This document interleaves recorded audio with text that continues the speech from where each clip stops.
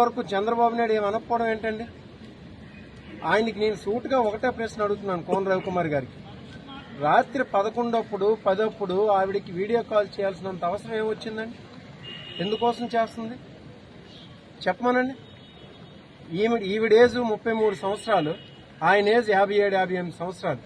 ఒక కూతురు వయసున్న అమ్మాయితో రాత్రి 11 వీడియో కాల్ చేయాల్సినంత అవసరం ఏమొస్తుంది?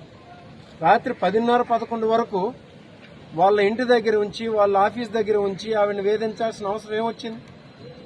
దీని మీద చంద్రబాబు నాయుడు గారు ఎందుకు చర్యలు తీసుకోరు? ఈ రాష్ట్ర ప్రభుత్వం ఎందుకు స్పందించట్లేదు? కలెక్టర్ గారు ఎందుకు స్పందించట్లేదు?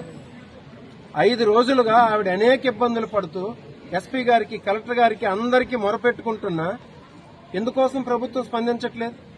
అంటే ప్రభుత్వం ఎంత మొద్దు నిద్ర పట్టి ఉంది, అధికారులను ఎంత అణచి తొక్కు పెట్టేసి ప్రభుత్వం ఉంచుతుందనడానికి ఇది ఒక నిదర్శనం అన్నమాట.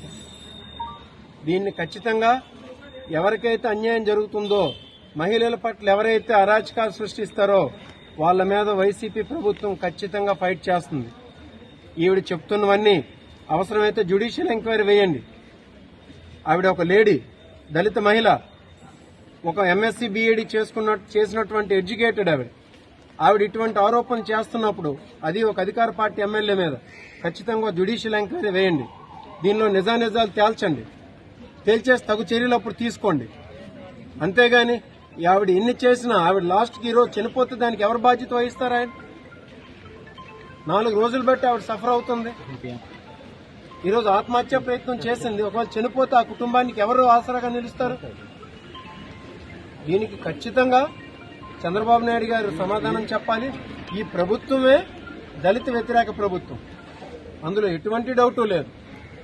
చంద్రబాబు నాయుడు గారు సాక్షాత్ అన్నారు కదండి క్లియర్గా, ఎవరు దళితుల కుటుంబంలో పుట్టాలనుకుంటారని చెప్పేసి.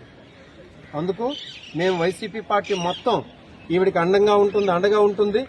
ఇంకా దీన్ని ఆవిడ కోలుకున్న వెంటనే దీన్ని ఖచ్చితంగా స్టీరప్ చేస్తాం. మేము ఆవిడకి న్యాయం జరిగే విధంగా మేము ఖచ్చితంగా ఫైట్ చేస్తాం. ఈ విషయాన్ని జగన్మోహన్ రెడ్డి గారి దృష్టిలో కూడా పెట్టాం. ఆయన కూడా చాలా సానుకూలంగా అన్నారు ఈ విషయమై.